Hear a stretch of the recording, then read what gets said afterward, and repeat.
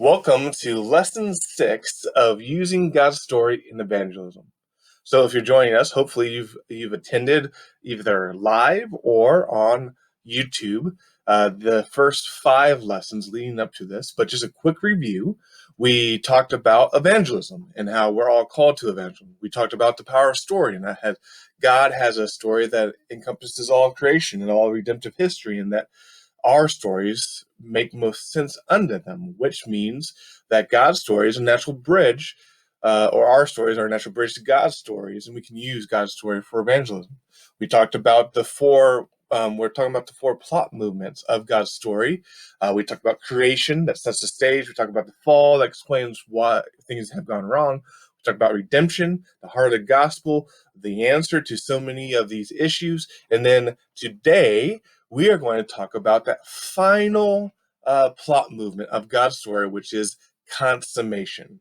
And so that is what we're going to be talking about today, and we're going to dive into that right now. So let's talk about consummation. The goal of this lesson is to understand how the story, this final plot movement of God's story, consummation, can offer hope for life. And so when we talk about this, we're talking about there's a destination to which we're headed. There's a goal to which history is going towards. And so when you think about that, what would you describe the goal towards which history is unfolding? Where are we headed? Is there a destination all of humanity is headed towards? Think about that for a second. And as you think about that, think about what maybe the non-believer might think.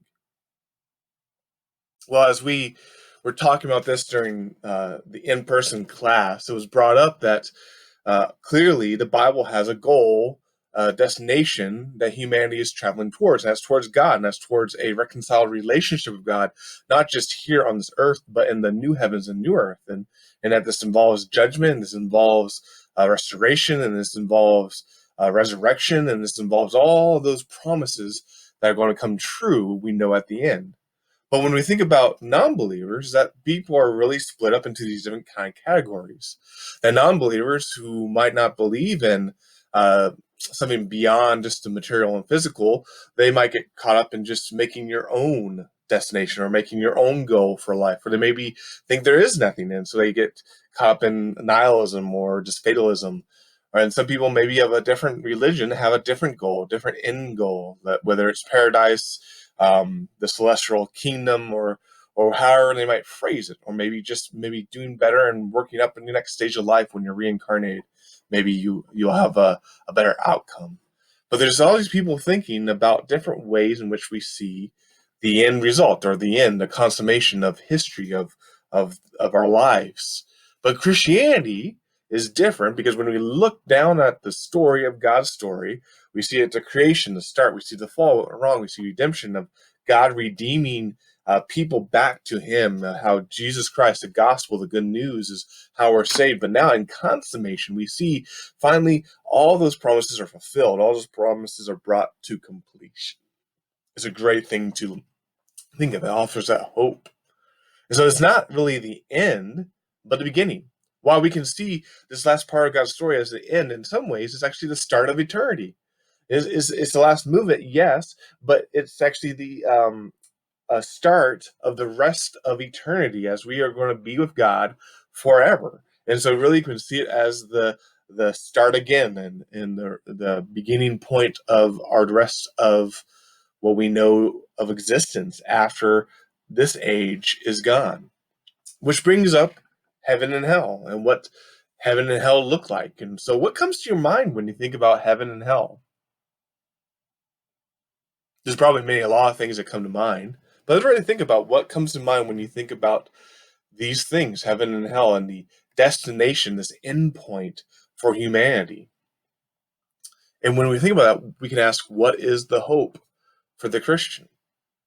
There's a lot of speculation and a lot of probably wrong information that circles around heaven and hell. And so it's good to think about this. And where does the hope, the final hope for the Christian, lie? Is it in heaven, separated from body, but yet with Christ? Or is it in the new heavens and new earth and a glorified body? I think we have to answer yes to both of those. Hope lies in both of those.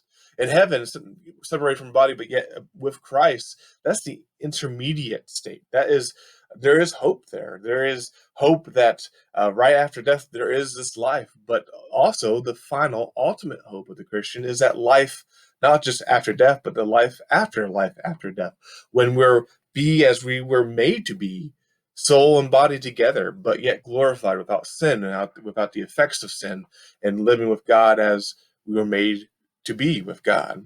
And so often, in this case, it's almost like it's a little bit going back to the garden, but yet better and more of what we're supposed to be. So think about heaven and hell, because that's related in a lot of ways to consummation, but ultimately it's that new heaven and new earth with consummation. Well, let's look at just some passages that relate to consummation. But before that, we gotta think about that word consummation. Why would we choose that word for this four-part kind of movement of God's story? If you're familiar with this four-part movement: creation, the fall, redemption, you'll probably know that lots of different people use different words for this last movement. They might use new creation, they might use restoration, but consummation is also rarely used. So consummation just means the point at which something is completed or finalized. And I have to say, I love the word consummate or consummation, because if we're going to think of this as God's love story, how fitting is that word consummate? Because what happens at a marriage, at the end of the marriage ceremony, later that night, is consummated. It's formalized. It's completed. It's done with that. So it's a great way to think about this love story of God's, of His story, is at the end it's consummated, it's finalized and completed. And so we see some hints or some descriptions of this in Scripture. And so the first is Revelation 21, 1-7, that we're going to read. It says, "And then I saw a new heaven and a new earth, for the first heaven and the first earth had passed away, and the sea was no more. And I saw the holy city, New Jerusalem, coming down out of heaven from God, prepared as a bride adorned for her husband. And I heard a loud voice from the throne saying, Behold, the dwelling place of God is with man, and he will dwell with them, and they will be his people, and he, and God himself, will be with them as their God. He'll wipe away every tear from their eyes, and death shall be no more, neither shall there be mourning, nor crying, nor pain any more, for the former things have passed away. And he who has seated on the throne said, Behold, I am making all things new. Also he said, Write this down, for these words are trustworthy and true. And he said to me, It is done. I am the Alpha and Omega, the beginning and the end. To the thirsty I will give from the springs of water of life without payment. And the one who conquers will have this heritage, and I will be his God, and he will be my son." What stands out to you from this passage? Just think about that. Maybe reread it. Maybe reread it in a couple other translations, but what stands out to you from this passage? Pause this and think about that. There's a lot that can stand out from this passage. A lot of things we can probably pull from this passage and look at, and to see this great imagery of what this new heaven and this new earth will be. So what does this new heaven, new earth look like? This gives us some hints, doesn't it? Well, we see that it's going to be beautiful, right? Because it's described as a bride adorned for her husband. And so there's expectation that this new heaven, this new earth, this new Jerusalem that's coming down from heaven is going to be beautiful and great. We have this sense that there's going to be peace, and there's going to be no more tears or mourning or pain. That this new heaven, new earth, these things are gone. This is probably part of some of the great promises within this passage, that these former ways of life have passed away. But what are some other of those promises that we can see here? Read through it. What are some promises we have? Probably the biggest one is that God will be with us, and we will be with God. We will be together. There's unity here. We'll be able to quench our thirst with the springs of the water of life without payment. It doesn't require anything. It's freely given to us. That we are promised this heritage as we're in Christ and conquerors through Christ, that we have this relationship with God. But when you think about all this imagery, this great imagery that we probably heard before about how he'll wipe away every tear from every eye, from our eyes, what does this passage mean for us? As Christians, what does it mean for us to read this and believe it? Well, first of all, it means that we do have a destination. We are headed towards something, that God is bringing us through the present time towards something, which means God takes care of it. That in this life, when we have this great promise of redemption, and that there's meaning in this life, and that God is saving us, but we can still be confused, and we look around, it's like, this doesn't feel like God's saving us, but this is the promise, the hope, that God takes care of it. He'll bring it to completion, and it'll be good. He'll bring it to completion, it'll be perfect, and we'll have justice, and we'll have peace, and we'll have what we were made to have, this relationship with God. This is what consummation means, this final hope, this final promise. Well, it's not just spoken here. We can look at 2 Peter 3, verses 8 through 13, which says, "But do not overlook this one fact, beloved, that with the Lord 1 day is as 1,000 years, and 1,000 years is 1 day. The Lord is not slow to fulfill his promise, as some count slowness, but is patient towards you, not wishing that any should perish, but that all should reach repentance. But the day of the Lord will come like a thief, and then the heavens will pass away with a roar, and the heavenly bodies will be burned up and dissolved, and the earth and the works that are done on it will be exposed. Since all these things are thus to be dissolved, what sort of people ought you to be in lives of holiness and godliness, waiting for and hastening the coming of the day of the Lord, because of which the heavens will be set on fire and dissolved, and the heavenly bodies will melt as they burn? But according to his promise, we are waiting for a new heavens and a new earth in which righteousness dwells." A little different take on this end, this consummation. But what does this passage tell us about consummation? Read it again. What does it tell us about consummation? What stands out? And where is the hope that we should be looking for? Well, one of the things that can tell us about consummation is that this day will come like a thief. The day of the Lord, this judgment day, this bringing about his promises, and bringing justice to the world. This time will come like a thief. We don't know the timing of it.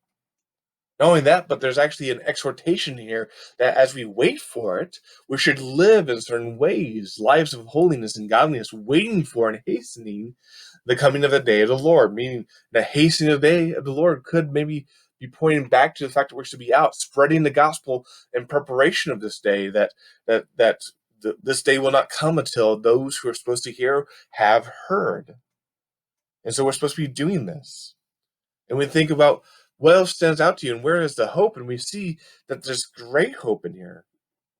That we know that the Lord is not slow to fulfill his promise. That right now, as we experience life, we think maybe these promises are a little slow getting here.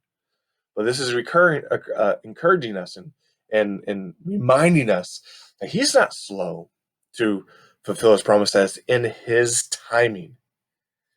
And that's a great thing because he's patient towards us. God is patient towards us, which is good to remember. But we're supposed to wait for this new heavens and this new earth where the righteous dwells, and there's hope there. That we wait for this, trusting in the one who is going to deliver this and give this to us. So that's consummation. And there's other verses that we might use, and so maybe think to yourself, what other kind of verses that we might use for this consummation, this wrapping up of God's story, if you will.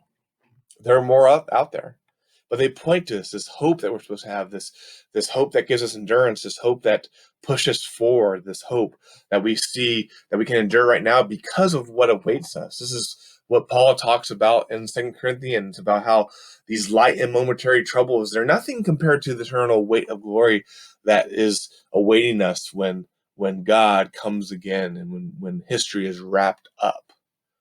Well, let's talk a little bit about how we can use consummation For evangelism, again, we're going to use this pattern. How can we affirm and challenge and offer better story? That's developed a lot further and more in depth in the book, telling a better story, that I've mentioned before. But we're just going to use that. How can we use consummation to address some of these issues? I'm just going to hit these really fast, and I think these are really related again to the other plot points of God's story. And God's story is best used as a one big whole, and we kind of go back and forth. And but just thinking about consummation, it has valuable things to offer, um, these different things. So diversity, this big topic in our society right now. And we see people approach it. We see people approach it politically. We see people approach it by social action. We see people looking for diversity and upholding it as this ideal. And we can affirm that. We say that's a good thing.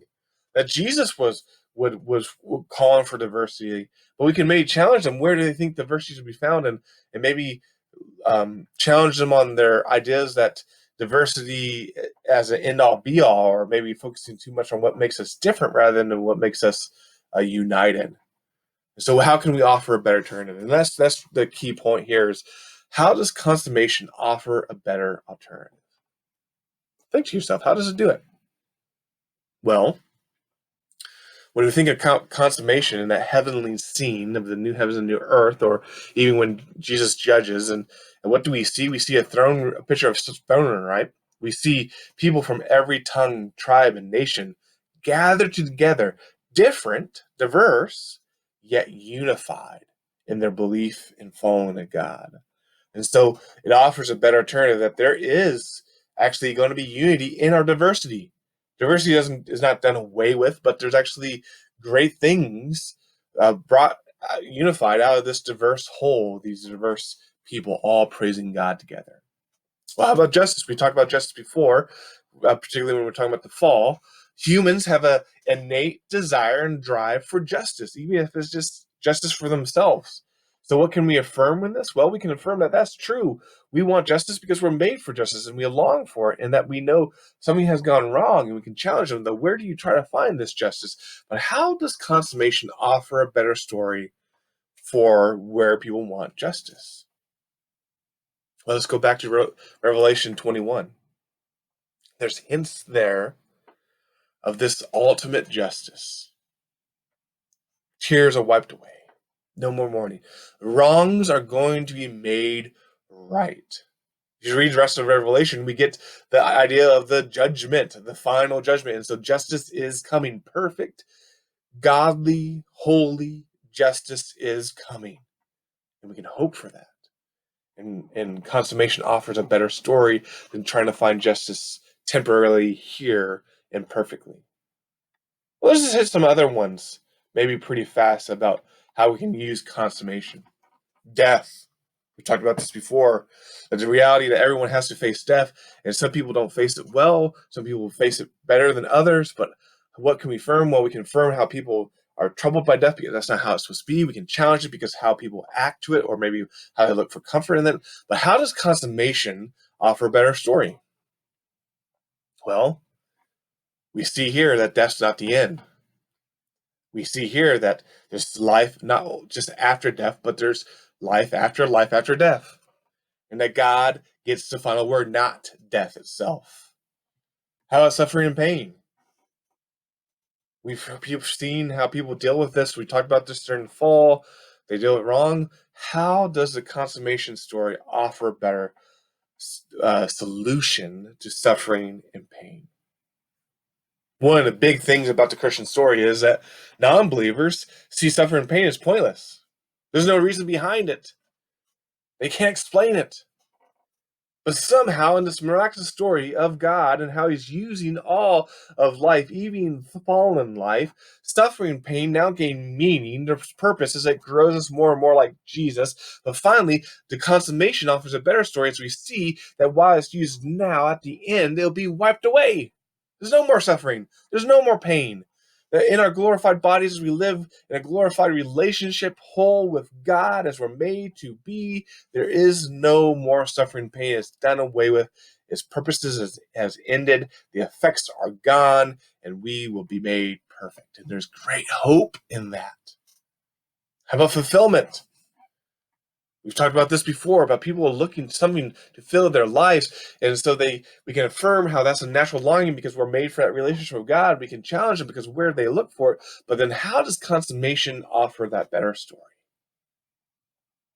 Well, it offers that better story because it says we will be fulfilled. We will be satisfied.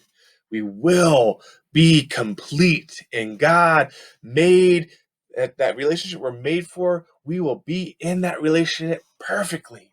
Redemption offers that hope and that access point, but consummation says the reality is coming, and that is what we're waiting for. What are some other main movements that we can see how consummation addresses and speaks to? We can see how maybe it speaks with pleasure, and that's related to fulfillment. But it speaks to how ultimate this heavenly scene of consummation is. It speaks to a fulfillment of satisfaction of pleasure and an end for those things.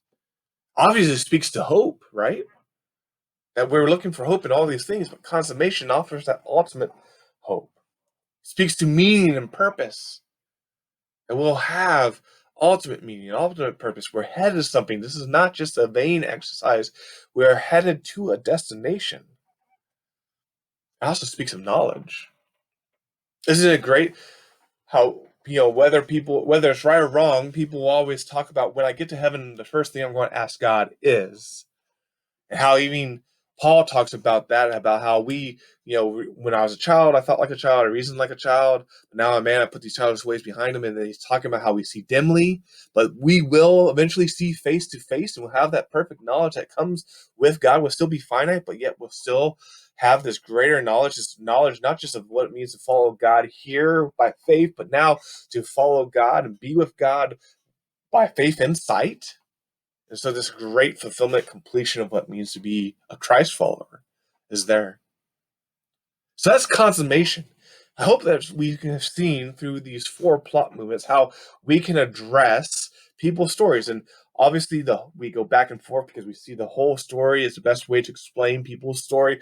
But at the same time, we need to know each of these plot movements because each of them are valuable and offer something to these different aspects of human life, or different big categories, we might say.